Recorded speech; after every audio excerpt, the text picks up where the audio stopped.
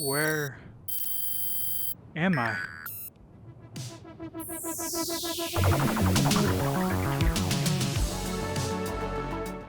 You know, The Vanishing of Ethan Carter is a game.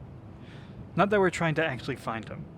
You're going on this narrative ride, you play as this supernatural investigator, trying to find out what actually happened to Ethan Carter. Narrative-only games aren't really my thing, nor are the puzzles of this place. It doesn't really hold your hand, doesn't give you much of a tutorial, and you're left to pick up the pieces of a mystery around you. The environment is beautiful. I found myself really staring off to the distance, soaking up just the sun a little bit longer as I explore the place. But there just isn't much to talk about gameplay-wise. I would call it a walking simulator, going from one place to another and another, finding puzzles and stories and piecing them together and solving them. There are these things that I call fragments. Look back in a time, possibly a person's death, something that might be linked to it, so stories can be told and the dead can finally rest. You have to find stuff in the environment that stands out to you, the player, blood, scratch marks, obvious stuff that makes you stand there and go, that really isn't supposed to be there. Nature also, of course, took over buildings that were left to time itself, as nature consumes all in its path. I mean, take this little town here, for example. It feels like it jumped straight from a postcard. Well, if we ignore abandoned buildings, just look over here where the lake is, everything feels so close, but also so far away at the same time.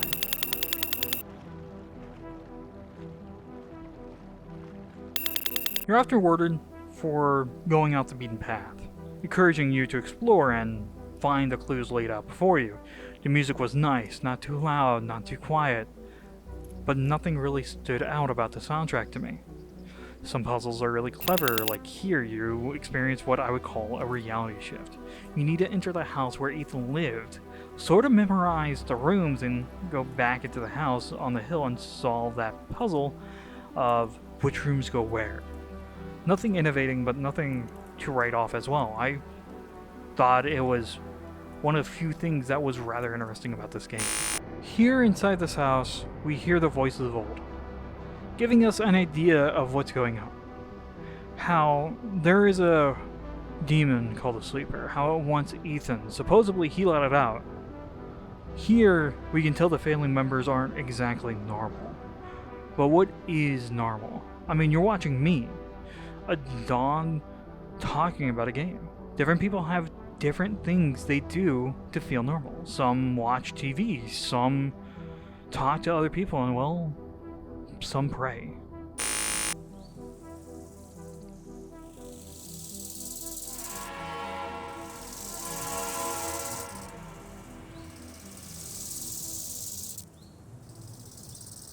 What in the world is happening?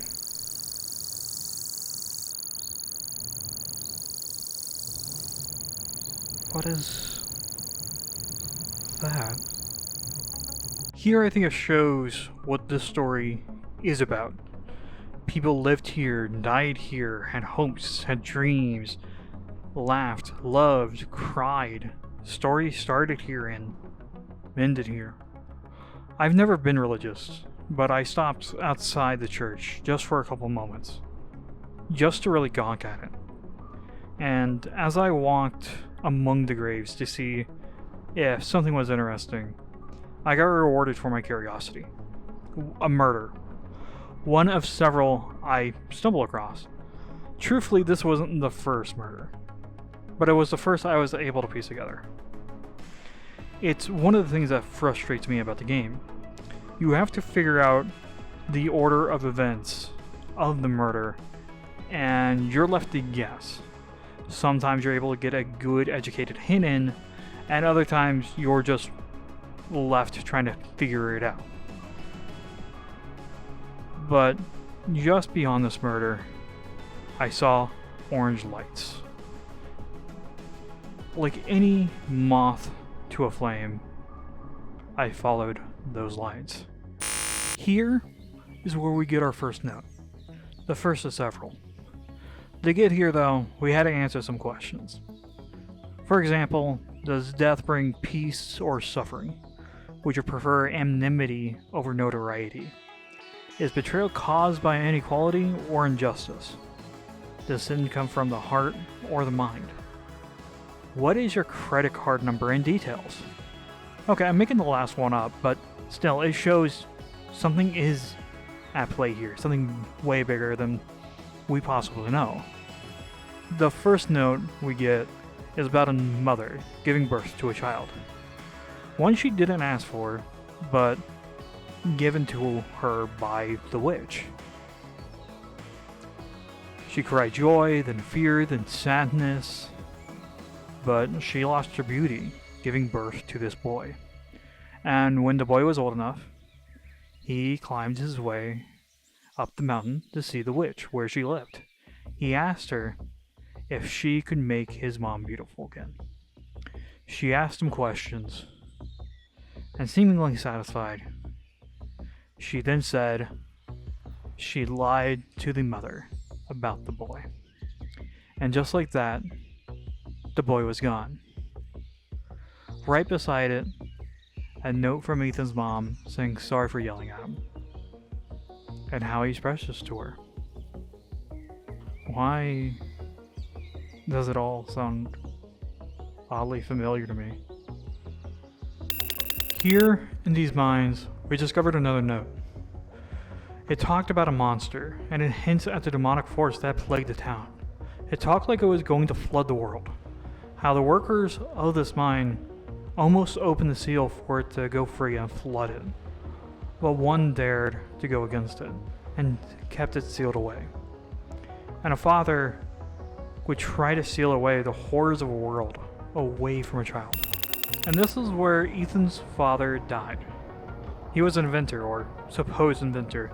You see, all of his patents were denied because they already existed, and he kept challenging them. And he got told, hey, stop trying to challenge this stuff and saying it's new. You sent us something that someone else made, like a pen. Not exactly like that, but close enough for you to really understand it. You see, the sleeper, that demon, planted something in the minds of everyone that Ethan loved. Ethan's father helped him escape. He tried resisting, but he died at his own hand, believing it would help Ethan. But everyone around Ethan was sick and wanted to hurt him. And there was no real way to save them.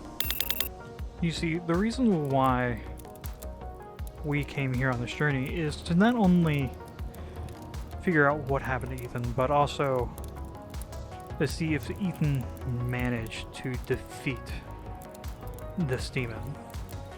Truth be told, he did, but this is where our story ends. Our journey together and where truth comes into the light.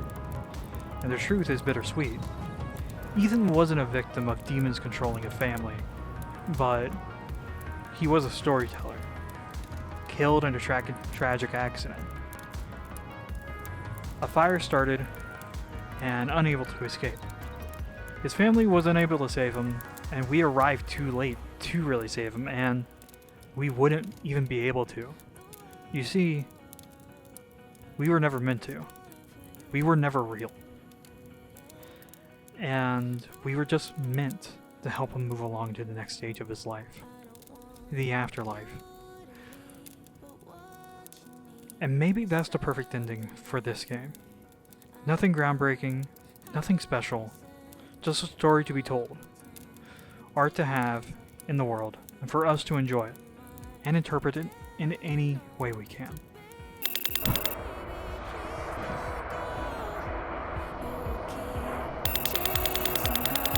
Digit, my name is not Digit.